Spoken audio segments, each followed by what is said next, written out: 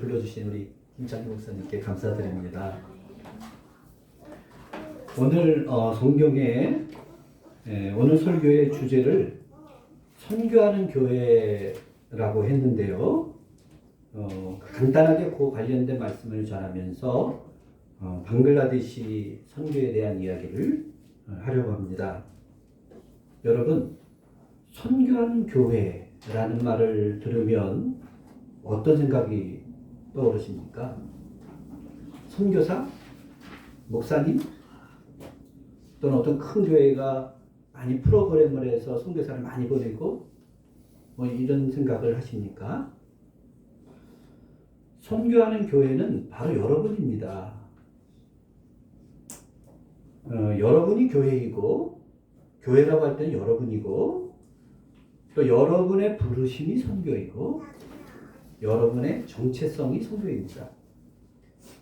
이 말은 여러분이 저희처럼 방글라데시나 선교지로 보내심을 받지는 않으셨지만 여러분 모두는 이 세상에서 빛의 나라로 건짐을 받고 그 빛을 전하기 위해서 부름받은 교회라는 의미입니다. 아멘.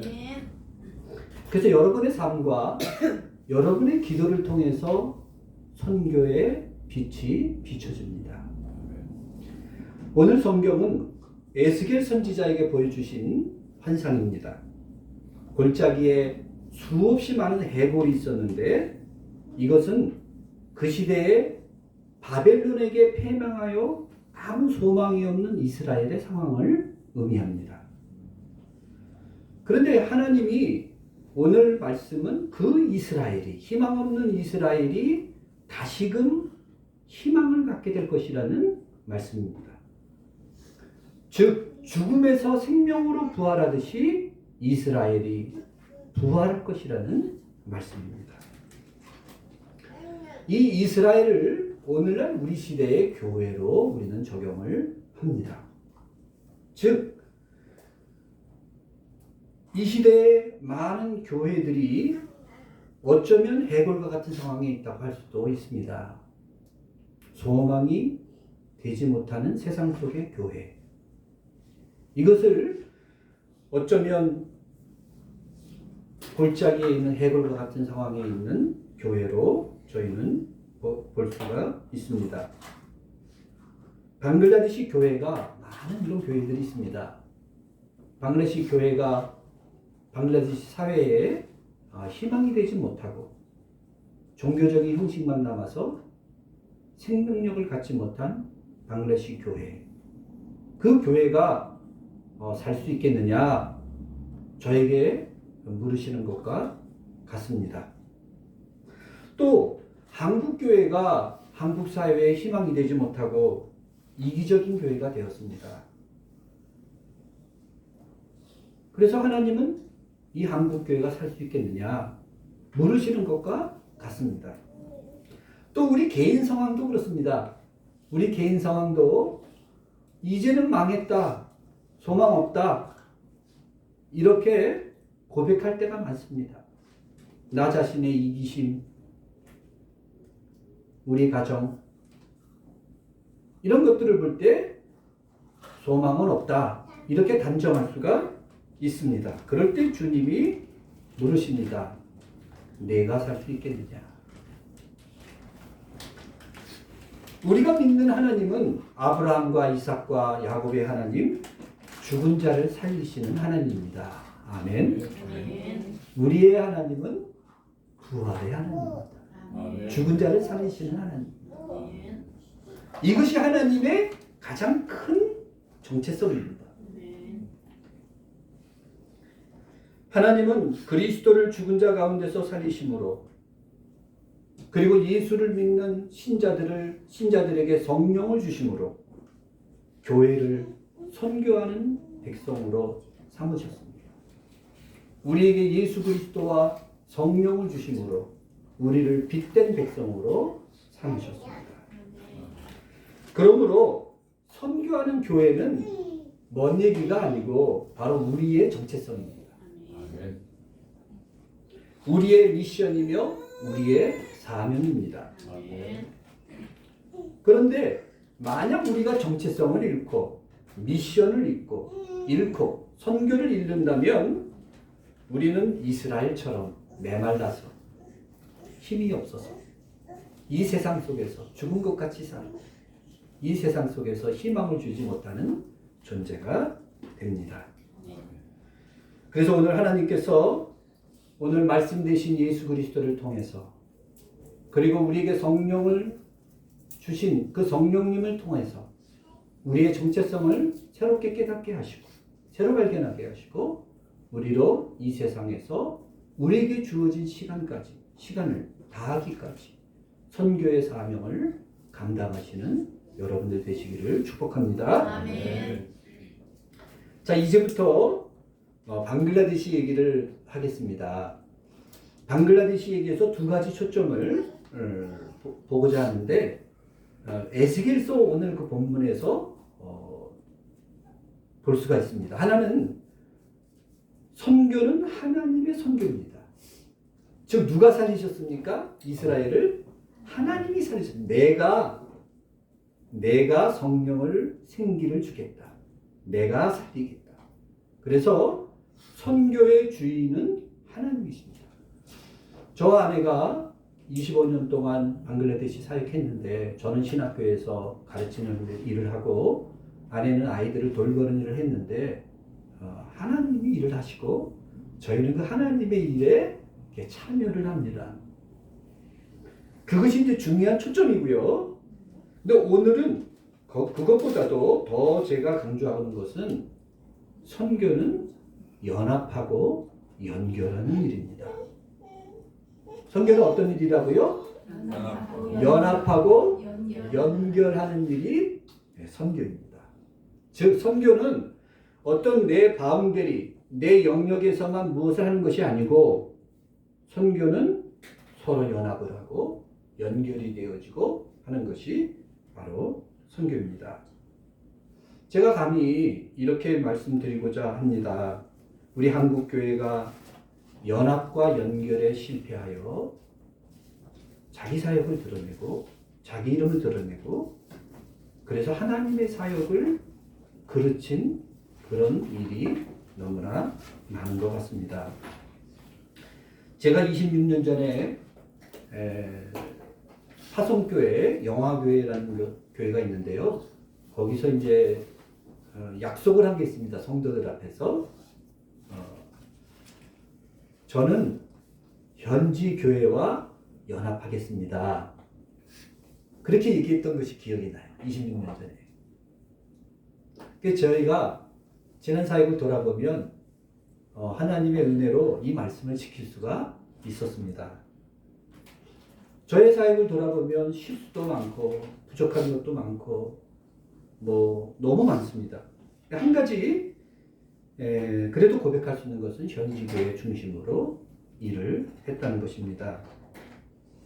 여러분은 어쩌면 이렇게 물으실 수 있습니다. 아직 그거 당연한 거 아니야? 선교사가 현지교회와 연합하는 거 당연한 거 아니야? 그런데 많은 한국 선교사님들이 연합하고 연결하는 데에 약점을 가집니다. 왜냐하면 한국교회가 그렇기 때문입니다. 너 가서 얼마나 연합했어? 너 가서 얼마나 현지인들을 격려했어? 이걸 묻지 않고 너 사역이 얼마나 커? 너 얼마나 많은 성과를 이뤘어? 이것만 묻기 때문입니다.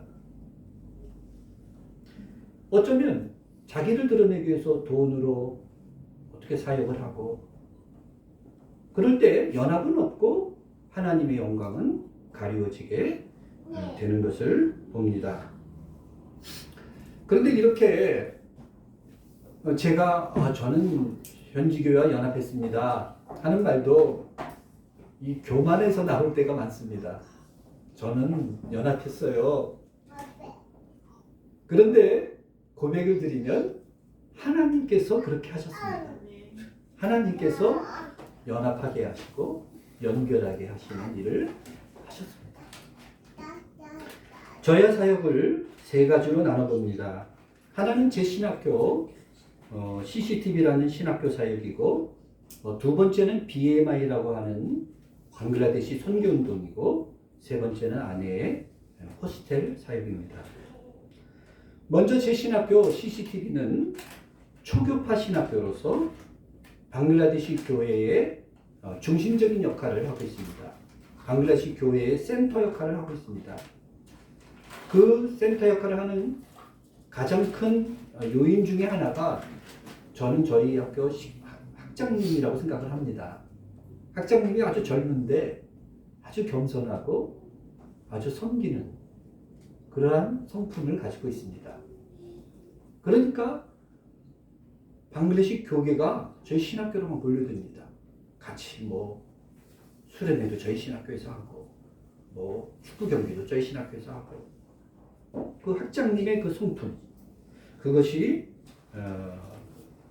교수들도 하나 되게 하고 다른 교회와 연결하게 하고 이런 일들을 잘하고 있는 것을 봅니다. 저는 신학교에서 25년 동안 한 가지를 했는데 그것은 가르치는 일입니다.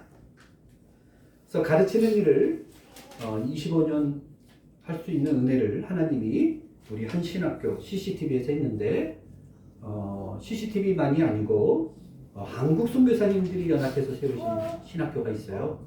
거기서 가르치고, 또 무슬림 개종자들이 위에서 가르치는 신학교에서 가르칩니다.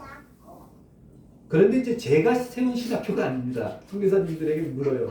선교사님이 세웠으니 제가 그랬다면 존경을 받을 거예요. 그러나 오래전에 서양 선교사가 세워서 현지 지도자에게 위임한 현지 학장이 있는 그러한 신학교에서 사역한다는 것이 큰 기쁨이 있습니다. 또 한국 선교사님들이 세운 신학교에 제가 연합해서 가르칠 때 큰 기쁨이 있습니다. 제 제자 중에 한 사람을 소개를 드리면 바로 작년 12월에 졸업한 리마입니다. 한 여성인데요. 리마의 아버지는 무슬림 개종자인데 리마가 하루는 저에게 자기의 어려움을 고백합니다. 자기는 이렇게 아버지의 믿음을 유산으로 받았지만 우리 가정에는 끊임없는 고통이 있다. 왜냐하면 자기는 어려서부터 자기 아버지 개종했기 때문에 지역에서 쫓겨나고 끔찍하게 가난하고, 그리고 아버지는 돌아가시고, 근데 하나님의 은혜로 자기는 믿음을 가진 그 남편은 목사님인데 그렇게 자기는 믿음을 지켰지만 자기 오빠는 마약을 해서 지금도 너무 힘들고 그 눈물을 흘리면서 리마가 저에게 이야기를 했습니다. 그런데 올해 초에 하나님께서 저에게 기회를 주셔가지고 미국에서 온라인으로 국제적인 그 아이들, 세계의 그 가난한 지역의 아이들에게 온라인으로 복음을 전하는 목사님을 알게 됐습니다. 그래서 그 목사님에게 리마를 소개시켜 줬더니 리마가 영어도 잘하고 또 성품, 복음도 깊이 알고 이러니까 아주 흡족해서 이제 그 리마를 자기 사역자로 받아들였고, 리마는 지금 온라인으로 방글라데시 아이들뿐만 아니라 세계의 어린이 아이들에게 복음을 전하고 또 경제적인 도움도 받고 이렇게 지내고 있습니다. 저는 최근에 방글라데시 청년 집회에 참여할 수 있는 기회가 있었습니다.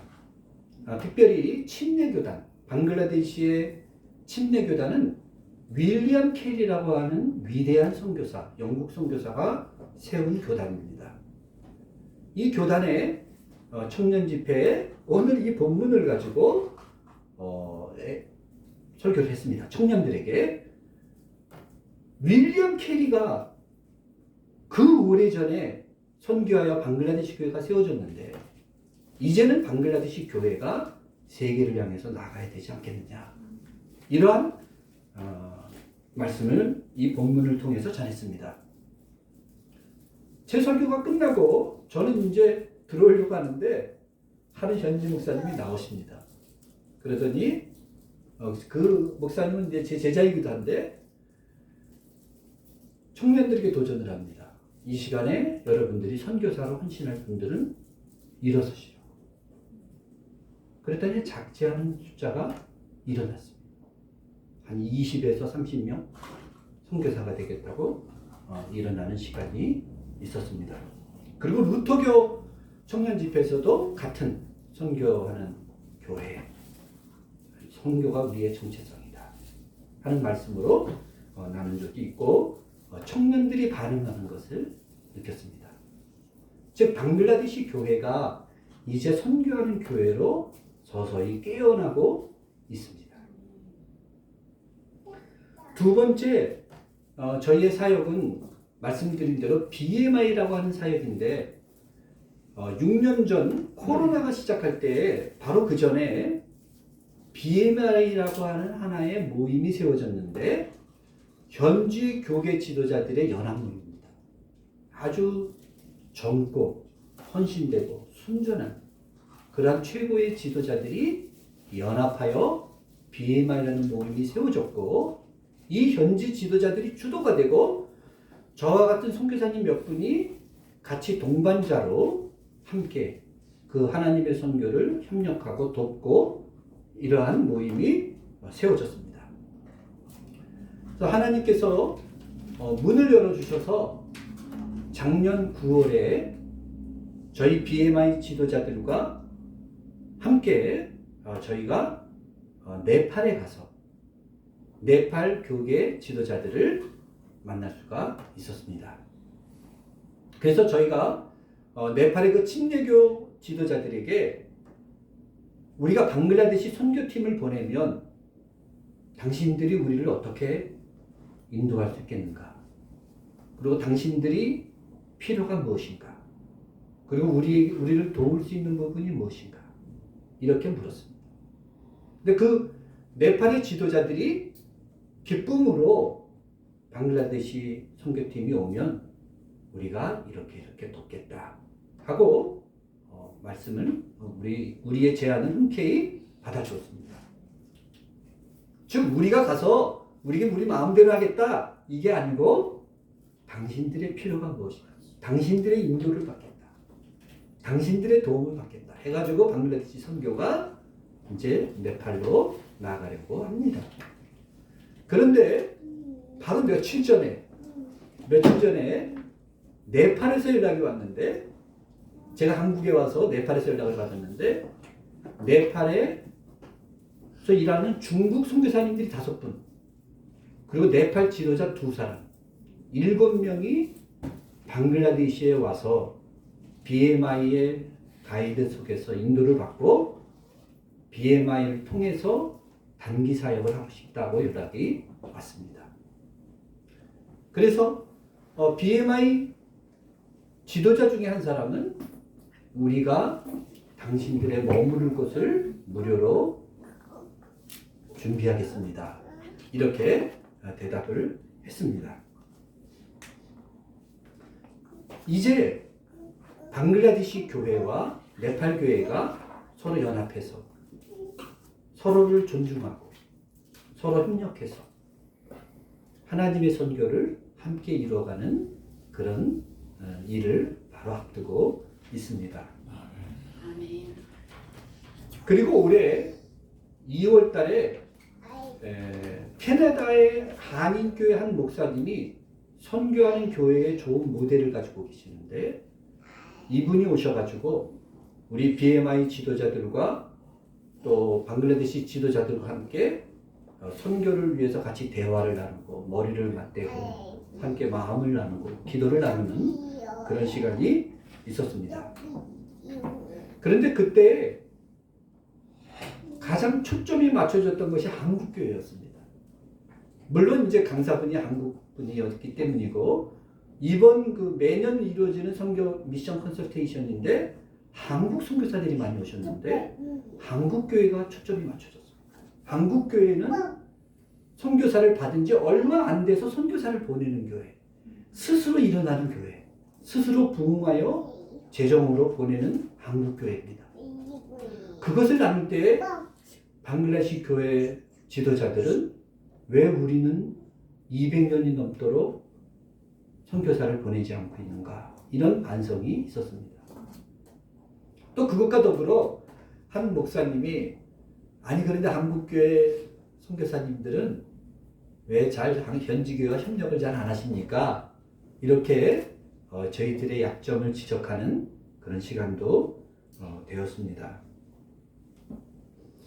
그 모임이 끝날 때 그 캐나다의 그 한인교회 목사님은 저희 BMI에 대해서 이런 소감을 나눴습니다. 이 BMI의 방글라데시 교회에 소망이 있습니다. 그런데 한 가지 재밌는 것은 이 BMI는 누가 지도자인지 모르겠어요. 누구 한 사람이 조직으로 끌고 가는 모임이 아니고 서로 연합해서 서로 협력해서 이렇게 서로 대화를 나누고 함께 이끌어가기 때문에 관계적인 모임이지 어떤 조직을 키우는 모임이 아니었기 때문에 이 강사분께서 그런 말씀을 하시고 떠나셨는가 생각을 합니다. 끝으로 제 아내의 호스텔 사역을 소개합니다. 제 아내는 2008년부터 시작해서 우리 아이들이 저희들에게 오게 됐습니다. 하나님 보내셔서 작년에 2025년에 7월에 NGO로 등록하는 사역은 저희가 정리를 했습니다. 우리들이 아이들을 키우다가 아이들을 다 보내는, 아이들이 떠나는, 그래서 사역의 종료를 맞이했습니다. 그런데 사역은 종료됐지만 관계는 지속됩니다. 7살, 8살에 왔던 아이들이 이제 청년이 되어서 우리를 떠나서 많은 가정을 이루었고 그리고 많은 직장 생활을 하고 있습니다. 아내가 8년 전에 지금 저희가 살고 있는 조셜이라는 지방으로 왔을 때 20명 정도의 아이들이 함께 따라왔습니다. 그때 아내는 결단을 했습니다. 내가 새 아이들을 받지 않고 이 아이들을 끝까지라는 것은 이 아이들이 자립해서 직장 생활하고 가정을 이루기까지 이 아이들을 돕겠다 결단을 했습니다. 즉 사역을 생각했다면 새 아이들을 받아야 되는데 아내는 가족을 나는 만들겠다 이렇게 결단을 했던 것입니다. 그래서 지금 생각해보면 그 꿈이 어느 정도 이루어진 것 같습니다. 아이들이 지금 많이 결혼했고 아이들이 직장을 이루었기 때문입니다. 그래서 저희와 함께 살던 모이는 가족 공동체에서 흩어진 가족 공동체로 이제 변화가 되었습니다. 아이들의 직업은 뭐 큰 직업이 아닙니다. 우리 아이들이 가진 여러 가지 직업들, 레스토랑에서 일하는, 서빙하는 일들, 또 병원에서 직원으로 일하는 아이들, 공장에서 일하는 아이들, 또 교사로 일하는 아이들, 이렇게 아이들이 참 작은 일들을 하고 있습니다. 그런데 하나님께 감사한 것은 직업을 갖기 어려운 방글라데시에 우리 아이들이 그래도 그렇게 놀지 않고 직업을 갖고 일한다는 것 자체가 하나님께 감사를 드립니다.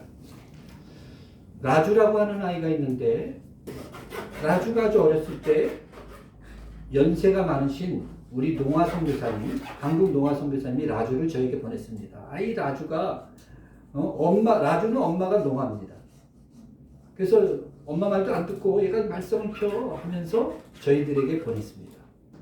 그 라주가 저희들과 함께 자라서 이제 하나님의 은혜로 많이 성장을 했고 라주는 농아를 위해서 일하고자 하는 비전을 하나님이 주셨습니다.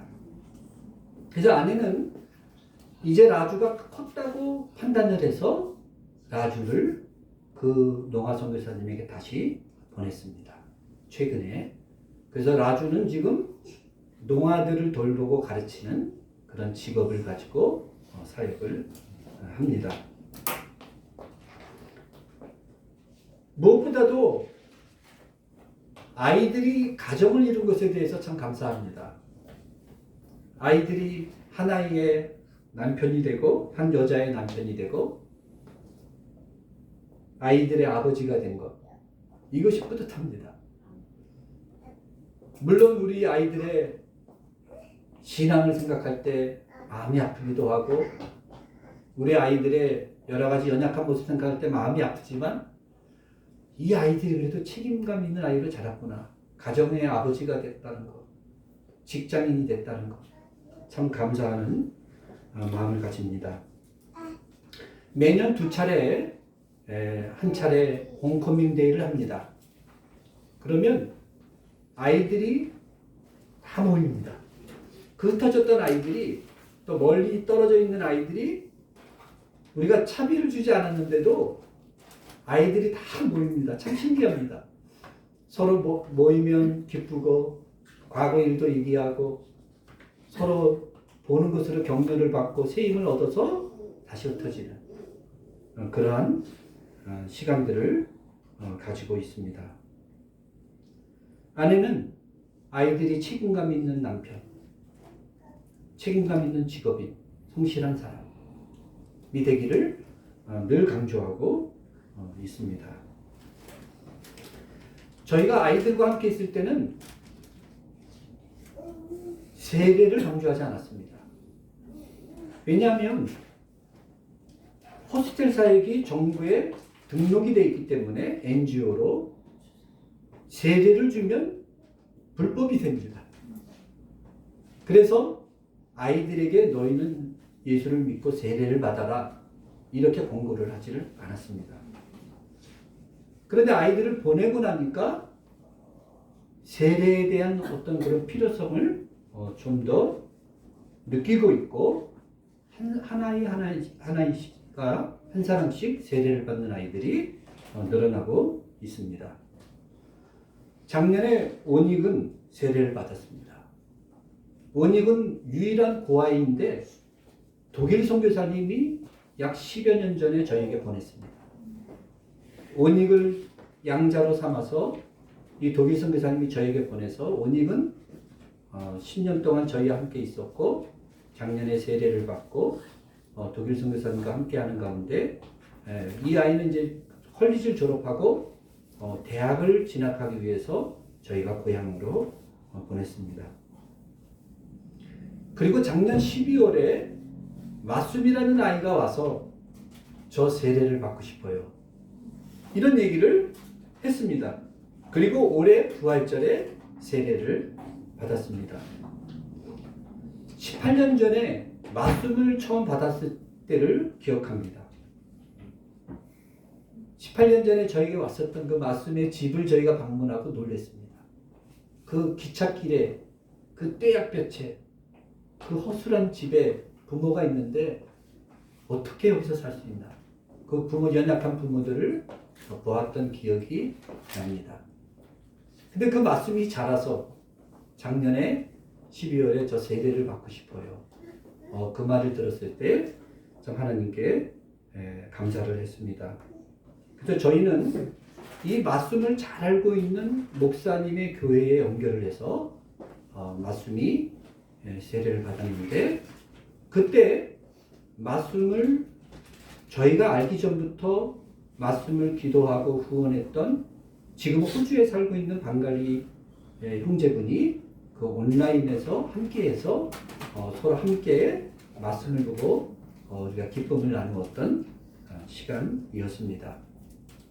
그래서 우리 아이들 가운데 소수가 이제 세례를 받기 시작하는데 받았는데 공통점이 있는데 저희에게 오기 전에 다른 헌신하는 분들이 있었더라고요. 그래서 서로 연합과 연결을 통해서 우리 아이들의 세례의 열매를 맺었습니다. 저희는 우리 아이들이 다 세례 받았으면 좋겠습니다. 그러나 방글라데시 사회에서 무슬림들이 세례를 받는 것은 큰 결단이 필요하고 어려움이 동반됩니다. 근데 하나님이 하십니다. 제가 세례를 기대하는 것은 어떤 종교적인 형식을 위해서가 아니고 우리를 떠난 이 아이들이 믿음의 공동체와 연결이 되어서 이들의 믿음이 자라고 이들이 믿음으로 가정을 이루는 아이들로 성장하기 위해서입니다. 사랑하는 성도 여러분, 우리 아이들의 그러한 믿음을 위해서 기도를 부탁드립니다. 아멘. 사랑하는 성도 여러분, 저희가 섬기는 방글라데시 한 사람 한 사람이 방글라데시의 소망이 되도록 기도를 부탁드립니다. 아멘. 그리고 방글라데시 교회가 열방의 빛이 되는 선교적인 교회가 되도록 기도를 부탁드립니다. 여러분이 어려운 현실 속에서 낙심하지 마시고 두려워하지 마시고 믿음으로 순종하고 사랑으로 하나 된 삶을 살 때에 하나님이 여러분을 한국과 세계의 빛으로 선교적인 교회로 든든하게 세워주실 것입니다. 아멘. 기도하겠습니다. 사랑과 은혜가 풍성하신 하나님, 부족한 저희들이 참된 제자교회에 와서 사랑하는 주님의 성도들과 함께 주님의 말씀과 방글라데시 선교의 이야기를 나누게 하심을 감사합니다.